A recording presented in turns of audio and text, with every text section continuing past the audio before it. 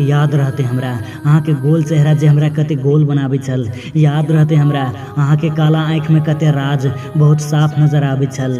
याद रहते हमरा अहाँ के मीठ बात जे कते बनावटी होइ छल। इहो याद रहते हमरा कि अहाँ हमर जिंदगी के सबसे खास मोमेंट के और त्योहार के कते बैड मेमोरीज में बदल देली। हम कुछ खो नहीं देने छी, लेकिन अहाँ के कुछ महीना या कुछ साल बाद एहसास होत कि अहाँ की खो देने छी। अभी अहाँ के आँख में गुरूर के चश्मा चढ़ल है, कुछ झूठा लोग के झूठा साथ मिलल है।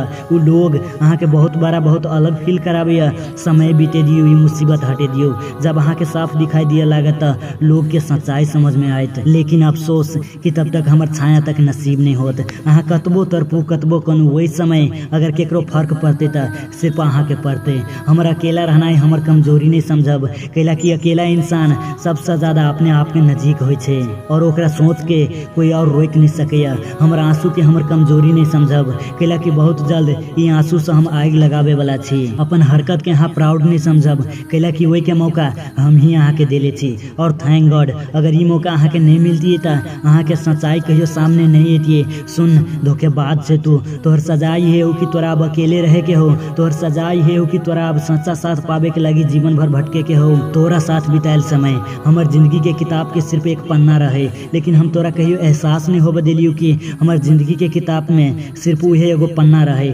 लेकिन तू हमरा एक बड़ा आदमी बनला मजबूर कर देले। अब हमरा अपन किताब के बाकी के पन्ना सेहो लिखे के छे। और सुन धोखेबाज, जो तू खुश रहे अब तोरा से हमरा बहुत मदद मिले वाला है, कैला कि तू हमरा दुनिया के एक कड़वी सच्चाई से परिचय करवा देले। नहीं पता कते मौसम तू हमरा कनेले यार, लेकिन जब चीर के देखली सीना हम अपन त दूर दूर तक हमरा सिर्फ अपन माई बाबू के चेहरा नजर आयल। अरे बेवफा धोखेबाज, तोरा लगे होने कि हमरा अते औकात नहीं कि हमर मुंह से जो माफ के लियो लाइन बोलना शूट करे। तो सुन अब बदल जाना हमर आवश्यकता बन गेल छे। जान निकल जाए पर लौट के पछाड़ी नहीं देखबे, मर केला नहीं जाए मगर अपने आप के आगा बढ़े से नहीं रोकबे। कतो थाक कर कुछ देर बैठ जेबे पर अपन सफर के नहीं छोड़बे। कनत कनत हमर आँख पत्थर केला नहीं बन जाए, लेकिन कहियो तोरा जिंदगी के तरफ नहीं देखबो, कैला कि तोहर दुख के सफर खत्म भेलो।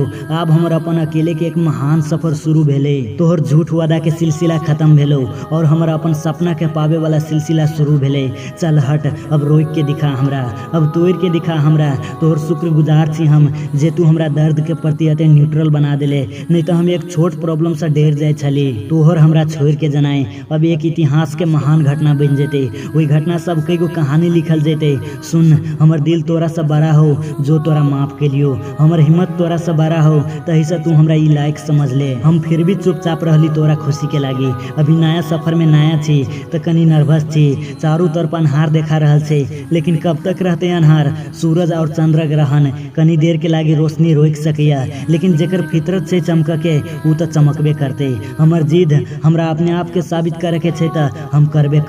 और सुन ऑटोग्राफ लिए के हो तो बोल, नहीं तो बाद में मुश्किल हो तो, कैला कि ए देश में हम अपन नहीं बल्कि दुनिया में देश के रिप्रेजेंट करे वाला छी। जय मिथिला।